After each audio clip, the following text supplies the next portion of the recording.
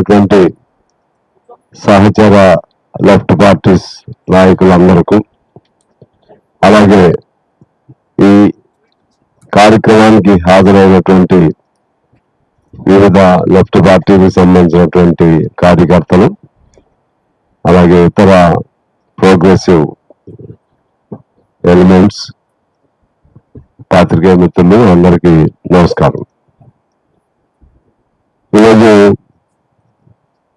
వాళ్ళు కగారుకు వ్యతిరేకంగా కేంద్ర ప్రభుత్వం సాయుధ బలగాల నుంచి కగారు ఆపరేషన్ పేరుతో మావోయిస్టులకు వ్యతిరేకంగా యుద్ధం మొదలు పెడితే మనం ఆ కేంద్ర ప్రభుత్వంతో మనం యుద్ధం చేయాల్సి వస్తుంది. మావోయిస్టులు తుపాకుల ద్వారా యుద్ధం చేస్తున్నారు కాబట్టి వాళ్ళు లేకుండా మేము చేస్తామని కేంద్ర ప్రభుత్వం, అమిత్ షా వాళ్ళు ప్రకటన చేశారు.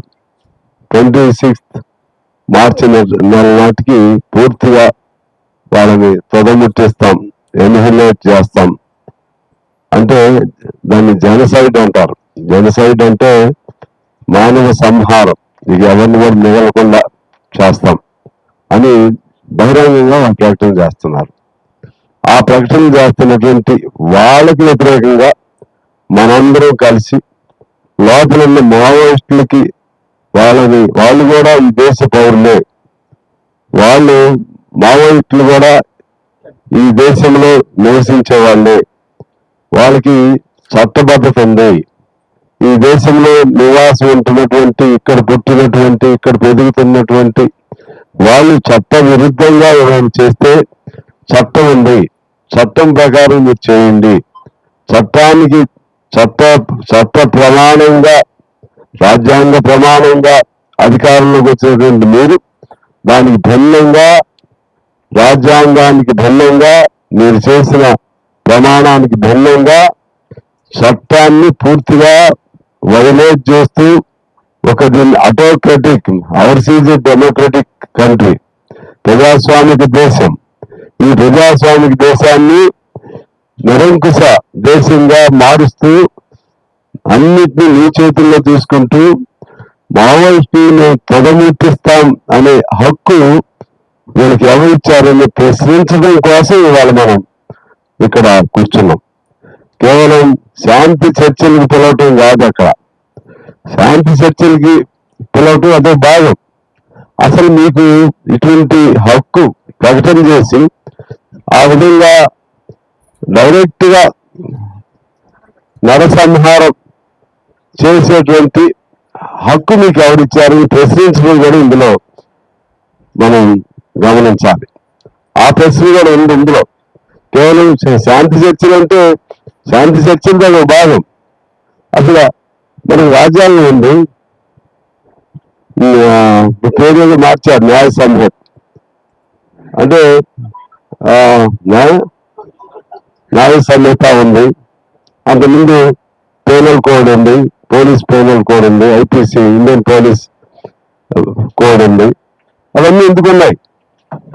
ఒకవేళ మావోయిస్టులు తప్పు చేశారు, సిపిఐగా మేము తప్పు చేశాం, లేకపోతే మీరెవరో తప్పు చేశారు, దుందుడుగ్గా చేశాం, తప్పు చేసి కిడ్నాప్ చేశాం, కిడ్నాప్ చేసిన వాళ్ళకి ఏం చట్టాలు అనేవి అందులో ఉంటాయి.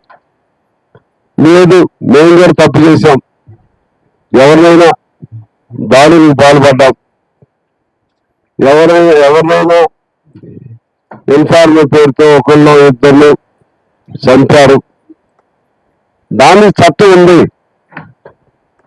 ఆ చట్టం పైన రమ్మ వెన్నెలక్క గారు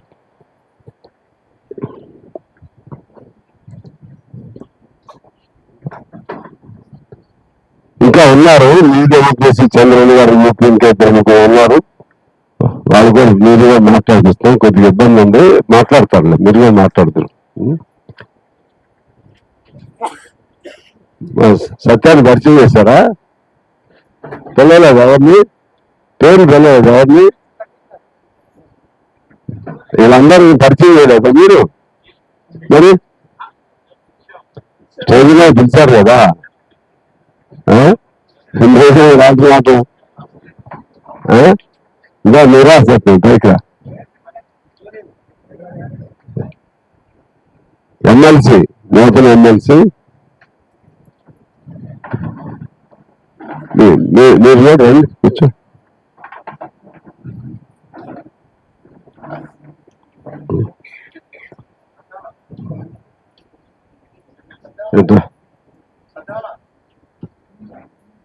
జాన్లక్ష్మి గారు కూడా ఇచ్చారు, మిగిలిన పేర్లన్నీ పిలిచారు కదా.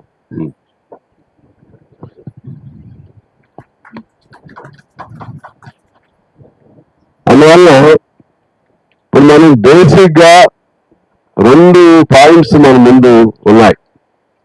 ఒకటేమో దీనిలో మనం పెట్టిన అంశం ఏంటంటే నరమేధాన్ని ఆపాలి, శాంతి చర్చలకు సానుకూలమైన పరిస్థితి కొరకు కాల్పుల విరమణ ప్రకటించాలి, మావోయిస్ట్ పార్టీకి బేషరతుగా శాంతి చర్చలు జరపాలి. ఇవి హెడ్డింగ్స్. మనం దీంతో పాటు అసలు మీకు చంపే హక్కు ఎవరిచ్చారు, రాజ్యాంగం ఉంది కదా, వాళ్ళు తప్పు చేస్తే మీరు అంతకంటే పెద్ద తప్పు చేస్తున్నారు కదా అనే ప్రశ్న వాళ్ళు మనం వేయాలి. మావోయిస్టులు చంపారు ఎవరినైనా, మరి మీరు చేస్తుందేంటి? మావోయిస్టులు ఏ ఇన్ఫార్మల్ పేరు ఇంకో పేరుతోనూ మనం ఖండిద్దాం. ఆ బాధ్యతల్లో సిపిఐ ఉంది, సిపిఎం ఉంది, ఇతర నక్సల్ పార్టీస్ కూడా ఉన్నారు. వాస్తవే, సిపిఐ నుంచి కూడా అనేక మందిని ఆ రోజుల్లో కోల్ మైన్స్ ప్రాంతంలో, లేకపోతే విశాఖపట్నం పాడేరు ప్రాంతంలో, కరీంనగర్ ప్రాంతంలో ముసుగు రాజిరెడ్డి గారు ఇటువంటి వాళ్ళు చాలా మంది సిపిఐ కామ్రేడ్స్ కూడా హత్య చేశారు. అదేవిధంగా సిపిఎం కామ్రేడ్స్ కూడా మా దగ్గర బండారు రఘుకుమార్ కాదు, బండారు చంద్రరావు గారు, అలా బత్తుల భీష్మారావు గారు, భద్రాచలం వాళ్ళు కూడా చంపారు. ఇది ఎమ్మెల్యే పార్టీలో కూడా కొంతమంది చంపొండొచ్చు, కానీ చంపటం అనే దాన్ని మనం ఏమి సపోర్ట్ చేయం. మనకి విధానపరంగా సిపిఐకి మీకు అవగాహనకి ఏంటంటే 64లో సిపిఐ నుంచి సిపిఎం చేరింది, 64లో చేరిన సిపిఎం నుంచి 67లో Naxal parties, first Naxal party, తర్వాత వివిధ విభాగాలు అయ్యాయి. దాని లోతు ఐడియాలజీకి నేను వెళ్ళను. అందరి లక్ష్యం ఏంటంటే సోషలిజం సాధించాలి. సోషలిజం సాధించడం అంటే ఈ మార్గం కరెక్ట్ అని ఒకరు, ఇంకో మార్గం కరెక్ట్ అని ఇంకొకరు, ఇలా మార్గాలు వేరు కానీ గమ్యం ఒకటే. ఆ గమ్యంలో మావోయిస్టులు వాళ్ళకి ఒక గమ్యం, ఆ గమ్యం చేరుకోవడం కోసం కొంతమందిని వాళ్ళు కూడా తప్పు చేశారు. అయినా అంతకంటే పెద్ద తప్పు ఇప్పుడు మీరు చేస్తున్నారు అనేది మన పాయింట్. ప్రభుత్వంగా మీకు హక్కు ఎవరిచ్చారు?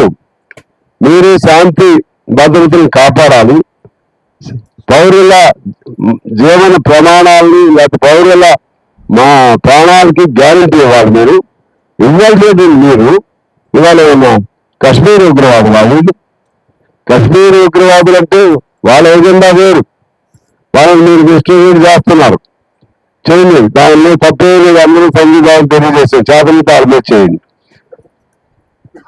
నేను అనేది ఏంటంటే రాజీవ్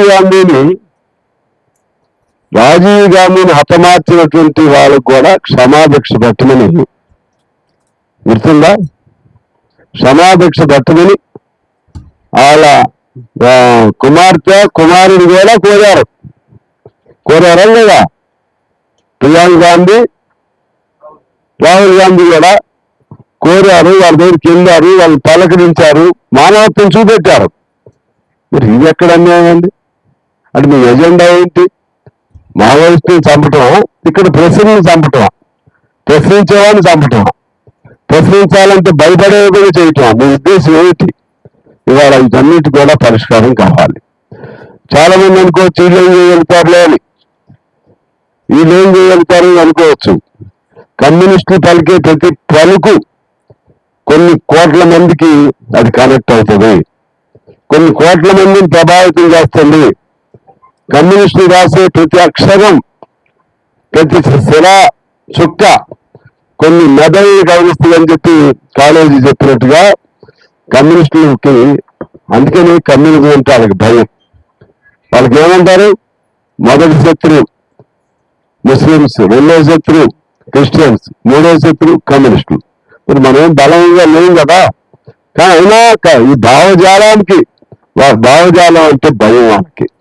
అందువల్ల ఎక్కువ చాలా మంది ఉన్నారు. నేను మరింత ఎక్కువ సమయం తీసుకోకూడదు, న్యాయం కాదు. నేనందరి తరఫున కోరేది ఏంటంటే, ఇది ఇవాళ మావోయిస్టులు చంపుతున్నారు కదా అని మనం ఊరుకుంటే, రేపు మనం చంపుతుంటే ఇంకోళ్ళు ఊరుకుంటే దీనికి అర్థం ఉండదు. భారతదేశ సంస్కృతి వేరు, భారతదేశ భౌగోళిక స్థితి వేరు, భారతదేశంలో ఉన్నటువంటి మనుషుల జీవన స్థితి, మానసిక స్థితి వేరు. భారతదేశం అరాచక దేశం కాదు. అరాచక దేశాలు ఎక్కడంటే ఇవాళ కొన్ని దేశాలు ఉన్నాయి, ఇరాన్, ఇరాక్ లాంటి దేశాలు. మన భారతదేశం అటువంటిది కాదు. ప్రశాంతతో కూడినటువంటి శాంతి సౌభాగ్యాలు కావాలని కోరుకున్నటువంటి దేశం. దానికి అనుగుణంగా రాజ్యాంగం వచ్చింది.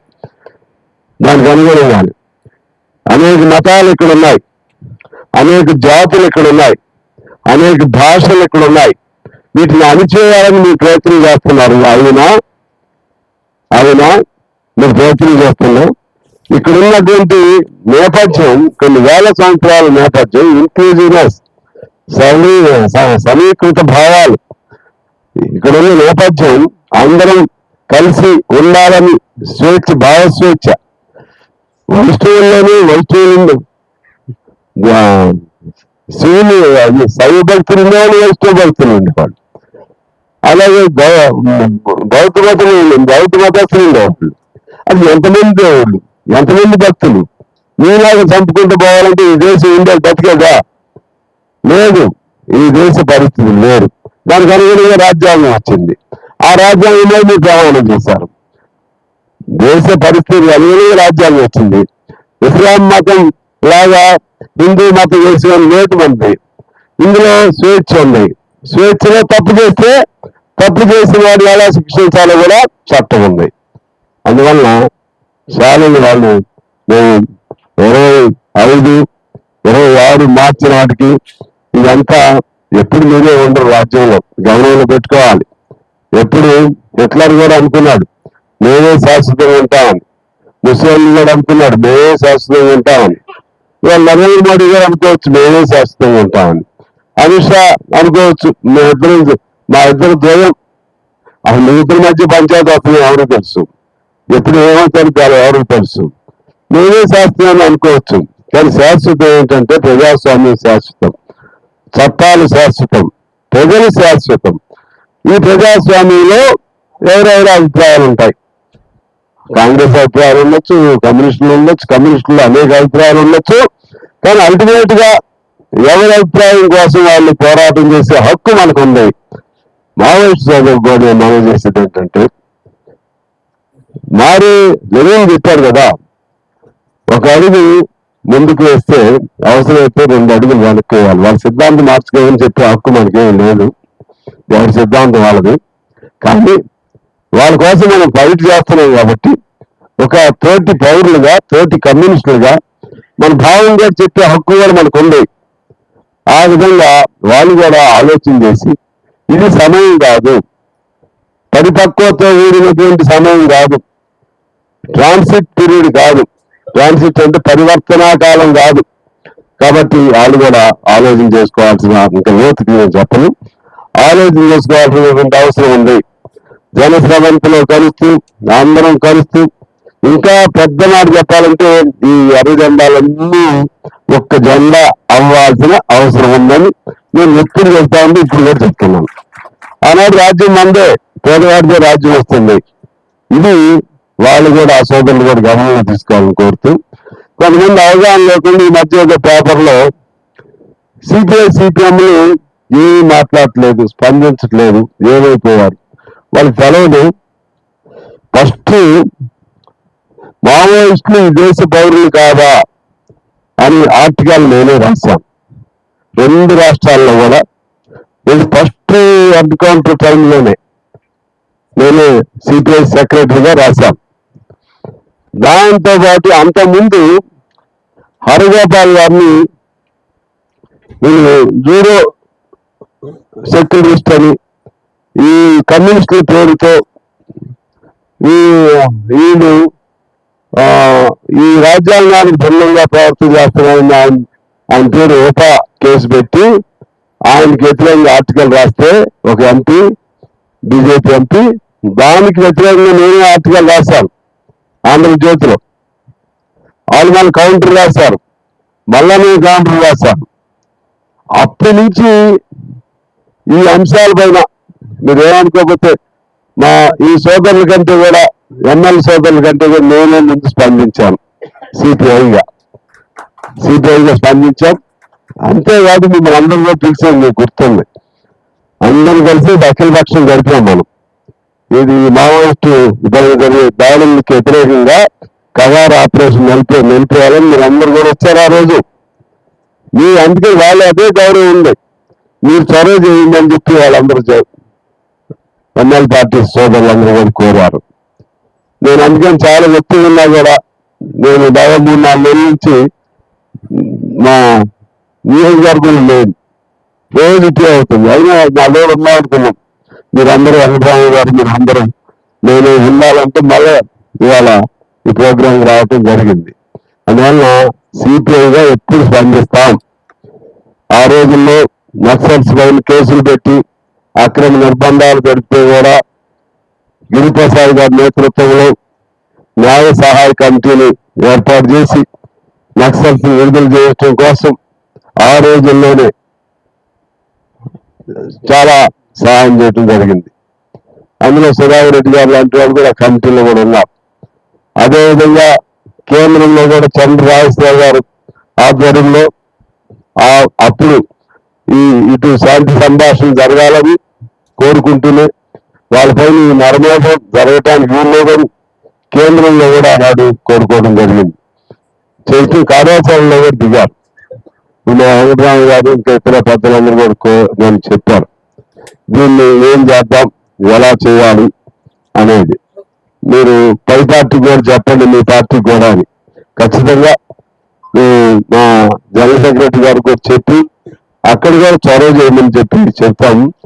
మన వాయిస్ వెళ్తే చాలు, లక్షల మంది రోడ్డు మీద ఊరేగింపు చేయాల్సిన అవసరం లేదు. మనం పలికే ప్రతి పలుకు దాని వెనక చాలా గూఢార్థం ఉంటుంది. మనం పలికే ప్రతి పలుకు కొన్ని కోట్ల మంది మనసుల్లో ఉన్నటువంటి భావాలకు ప్రతిగా పలుకుంటుంది. అందువల్ల కమ్యూనిస్ట్ చెప్పే ప్రతి పదం కూడా సమాజ హితాన్ని కోరే పదంగా ఉంటుంది. అందువల్ల ఇవాళ మనం చేసే ఈ కార్యక్రమం మన తెలంగాణ కానీ తెలుగు రాష్ట్రాల్లో కానీ దాదాపు 8 కోట్ల మంది ప్రజలకి గుండెలకు తాకే విధంగా కమ్యూనిస్టులు అక్కడ జరుగుతున్న నర్మదానికి వ్యతిరేకంగా అన్ని కమ్యూనిస్ట్ పార్టీలు ఒకటయ్యారు. వాళ్ళ ఐడియాలజీస్ని కూడా పక్కన పెట్టి సింగిల్ ఎజెండాతో మావోయిస్టుల పైన యుద్ధం ఆపాలి, మావోయిస్టులు శాంతి చర్చలకు పిలవాలనేటువంటి సింగిల్ ఎజెండాతో అందరూ ఒకటయ్యారంటే ఇది సామాన్యమైనటువంటి సంకేతం కాదు. ఇది చాలా అద్భుతమైనటువంటి కష్టాలు వచ్చినప్పుడు, క్రైసిస్ వచ్చినప్పుడు, మానవాళికి ఇబ్బందులు వచ్చినప్పుడు స్పందించే గుణం వాళ్ళ శత్రువులైనా సరే, శత్రువుల కొరకైనా సరే స్పందించే గుణం కమ్యూనిస్టులకే ఉంటుందని రుజువు చేసేటువంటి సందర్భం అని చెప్పి తెలియజేస్తూ నేను మరొకసారి మీ అందరికీ కృతజ్ఞతలు తెలియజేస్తూ, హరగోపాల్ గారని మన జస్టిస్ చంద్రకుమార్ గారు కూడా వస్తారు. ఎవరెవరు చెప్పండి. ఇప్పుడు మీరు నడిచేవాళ్ళు, నేను నడిచేవాడిని.